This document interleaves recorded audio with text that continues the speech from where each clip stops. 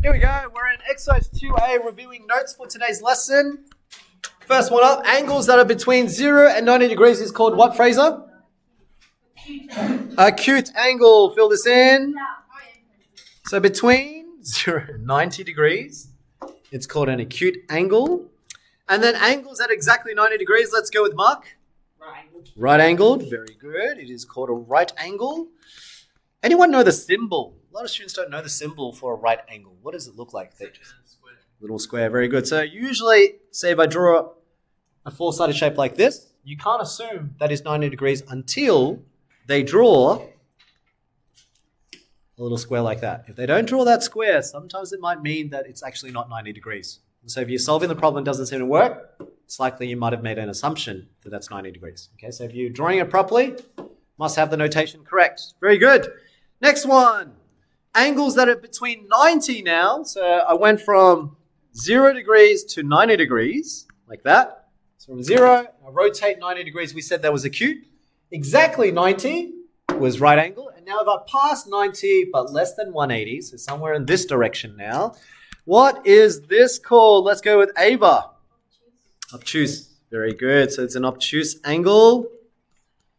So obtuse angle is between 90 degrees, so rotating all the way to 180, but not exactly 180. So I'm starting here, and I rotate the shape somewhere in the vicinity of 90 and 180. Okay? Then we go to exactly 180. Let's go with James. Starts with S. So imagine if I made exactly 180, I float exactly this way. So I went from here all the way there. What kind of image do you see? Line straight. Yes, that's it. That's why it's called a straight line. So it is a straight angle because when you draw it, think about it. I started over here and then I rotated and now I look over there. So it's actually a nice straight line. That's why we call it a straight angle. Very good. Well, sometimes you can think of it as like a semicircle. Yeah? Rotation of semicircle. Yo, Kim? It is reflex. So from 180 all the way to 360. So odd to get to this point, that's straight line. Any angles in between is called reflex angle. Okay, write that in. And then finally, the angle that's exactly 360, meaning you rotate it all the way back to the same spot. Osman. That is correct. Revolution, full revolution. And so now, those are your basic sort of identifying angles. So the exercise 2A is getting you to identify the angles by looking at the diagram. Then there's two more key terms. So if a pair of angles add up to 90 degrees, there was a special name for this, which starts with C. Anyone remember? Hands up if you remember. Piera? Oh, sorry. I thought you had your hand up. Anyone else? No? Okay, cool. Well, write this in. It's called complementary. Not complete. Complete with an I means like I'm complimenting you, giving you praises. But complementary is what it means when you add numbers together and it equals 90 degrees. Yes? Supplementary. Very good. For the next one. So when angles add up to 180 degrees, it is called supplementary, which is one of the ones you use quite often, along with complementary with the 90 degrees. And then there was one last type of angle which students generally know intuitively. So this angle, if I told you this was 130 degrees, you also know this angle must be 130. What's the reasoning?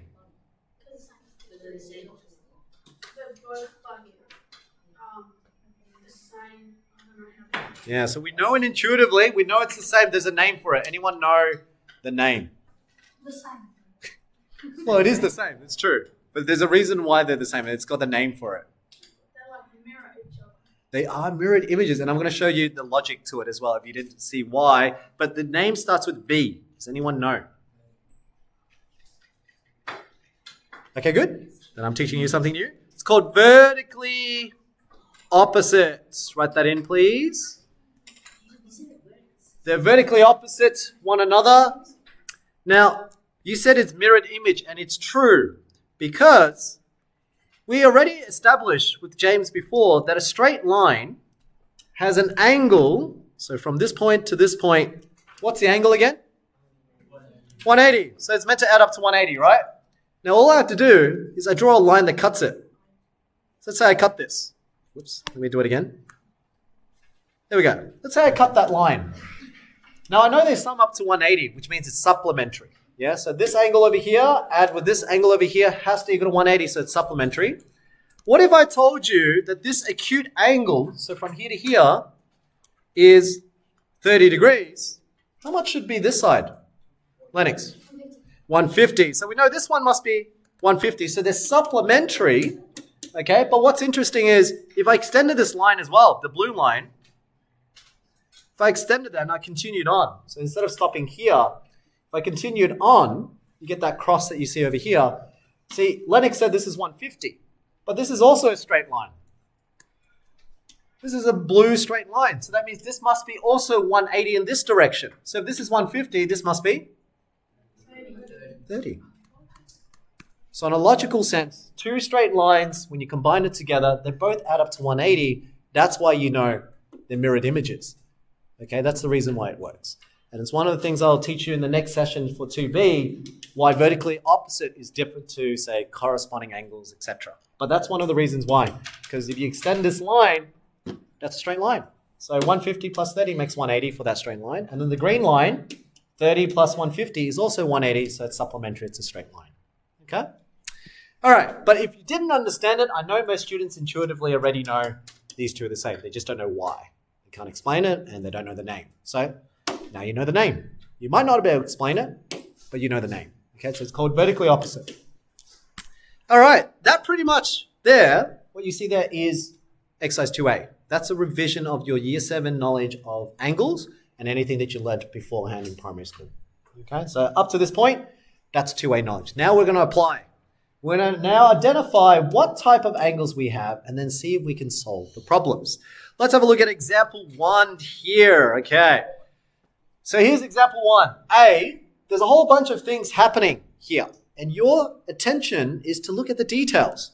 You see, if I look at this yellow line that I'm drawing, notice there's a box here. What does the box represent again? 90. It's right angle. So this is telling you it's 90 degrees. But if this is 90 degrees, do you notice that this is a straight line? See that? That's a straight line. Now straight lines have to add up to 180. But if this is 90, then what's the other side? Well, yeah, this is not 60. This has to be 50. Yes, very good. So this one here has to be 90 degrees, because if that's 90, 90 plus 90 makes a straight line. But you already know part of it. You know, this is 40. So 40 plus 1 makes 90. Sorry, Josh? 50, very good. This is why A must be 50 degrees. Okay, so you have to be able to describe why. So I didn't just say 40 plus 50 is 90, but you have to think, well, why is it 90? Because this is definitely 90. This is definitely a straight line. 90 and 90 makes 180. That's why if this is 40, that must be 50. Okay? And then lastly, B should be the easiest. Fraser, you had your hand up before.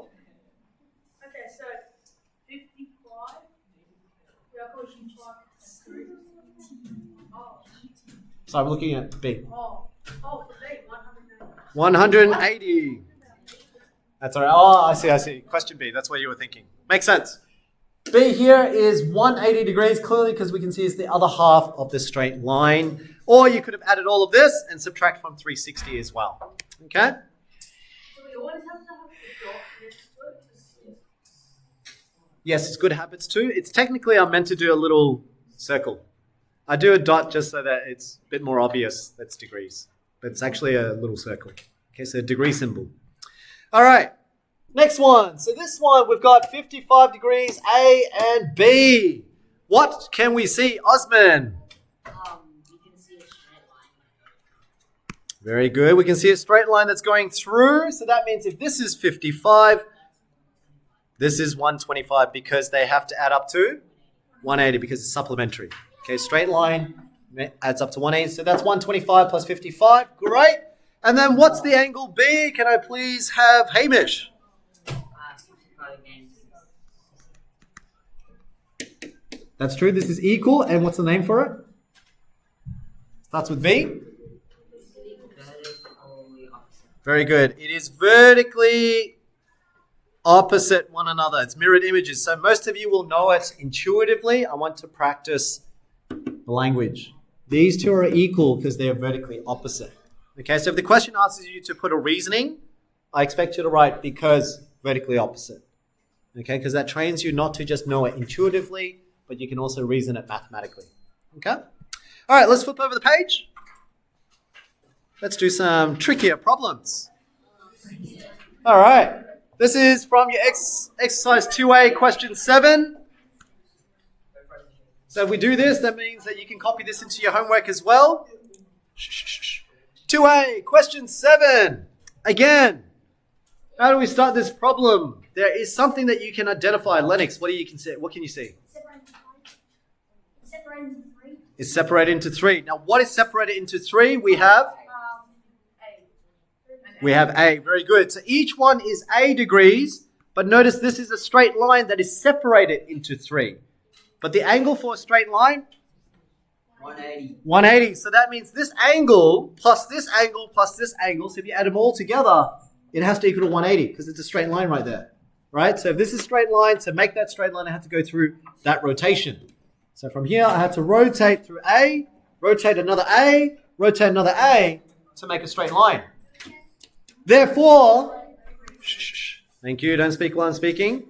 Angle A plus the other angle A plus the other angle A has to add up to 180 degrees. But what do you add to itself 3 times to get 180 degrees? Yes, Harrison? Well, you do 180 divided by 3. Yeah, that's good because they're all equal amounts. So it's the same thing as saying 3 groups of A is equal to 180 and therefore opposite of times. 180 divided by 3 tells us each one how much it's equal to. 60 degrees. Okay, so if you weren't sure how I went from here to here, I did 180 divided by 3 like Harrison said. Why do you divide it by 3? Because they're all equal amounts. There's 3 pieces. So I took 180 and divided by 3 to figure out what's the equal piece. 180 divided by 3 gives me 60. Okay? Or you could do done trial and error as well. But that's a slower way to calculate. Next one. All right. So this one is similar to what we've been doing so far. What do you see? Let's go with Osman. I can see like the Oh, I love it. You used the correct terms. basically 70 is like opposite to A's, and since vertically opposite angles are both equal, you can just divide 70 by 2. Very good. A does equal to 35. Let's break down what Osman just said. Vertically opposite, how do you know? This is one straight line. Can you see the straight line? So here we go. That's one straight line. So this side adds up to 180. And then we also have another straight line. So that means this side must add up to 180 as well. So if you follow that pattern, you find that actually this 70 will equal to this mirrored image. These two must add up to 70 as well. So if you write it out properly, A plus A must equal to 70 degrees because they are vertically opposite. Okay, so make sure to write because it's vertically opposite. But since they're equal parts, adding them twice, 2 times equals to 70. What number adds itself twice? Well, easier rather than trial and error, just half the 70 because you know the total is 70 and you need 2 parts divided by 2. So here you can write 2 groups of A equals 70, and then from 70, how do you get to 35? Divide by 2. Okay? Have you noticed the way I'm laying it out as well? I'm trying to show you a problem. I lay out the problem, then I show you the method and how I did it to get to my answer. I didn't just write A equals 60. Okay, so I want you to see that my thinking, I'm trying to be transparent to you and I'm being explicit. It's the same thing when you're writing for me. When you're doing your homework, this is how I can tell what you're thinking. Okay, and also sees your logical layout. So practicing to do a logical layout is what improves mathematics because it means you can go back and find out the error that you went wrong. So if I subtract a 2 instead of divide, you can see my error there. Okay, so if I wrote -2, you can go back and say, oh, Mr. Tran, you subtracted 2 instead of divide 2. So some of my Year 12 sometimes fix my layout, and they said, oh, sir, aren't you meant to add? I'm like, oh, yeah, that's true. But the only reason why they can say that is because they can see my thinking. Make sense? So that's why, same thing with you. You can only proof check in a test whether you're doing something right or wrong if you can see it. If you can't see it, you tend to make errors. That's why students, sometimes they come back to me and they're like, sir, I really felt confident with this test, but I don't know why I got like 60 or 70. Like I could have done better, but it consistently happens throughout the year. If it consistently happens throughout the year, it means there is a habit that you haven't fixed. Okay, and that habit is layout, proofreading. Okay? All right, last example for today. E. Well, actually, that should have been C, shouldn't it? Yeah, A, B, C. All right, this should have been C. All right, last example. Who wants to have a go? Yes, Jay. So, like, this is like a straight line, right? Yep. So it should all add up to 180 degrees. Good. All of this must add up to 180 degrees. Good. This is separates like to 2A and 3A, right? Good. So I've got this portion. So that means in total there's like 5 A's, right? Very good. So I got 2 A's plus the 3 A's. So I had to do 3A and then 2A over here. Add them both together. Okay, and that gives you 5 A's. That's true. 5 equal parts. So then you do 180 divided by 5. Beautiful. And what is 180 divided by 5?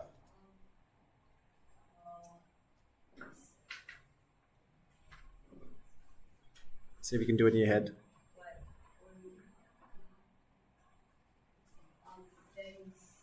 That is correct. 36. For those, again, remember, you can use a calculator for chapter 2. If you weren't sure, you can do it like this. 5 goes into 1 0 times because it's too small. So you carry the 1, becomes 18. How many 5s fit into 18? 3 remainder? 3. So you carry the 3 over. That becomes now 30. And then how many 5s fit in 30? 6. So that's why we know it's 36. So each one must be 36. But if they actually ask you what A is, then that's the correct answer. If they ask you what is the angle, that is not 36. What is this? 2 times 36 is 2A. So if A is 36, double 36 here, and then that one's triple 36. Okay? So it depends on the question. Read the question properly. If it's asking the angle, or is it asking for the pronumeral? Cool? All right, that's it for today's lesson. That was 17 minutes of me explaining. You've got the rest of the session to yourself. Remember, if you haven't uploaded G and H, I'll be checking through it as I'm going through now. And if you haven't uploaded and you haven't done it, I'll be sending an email today. So you better have it ready.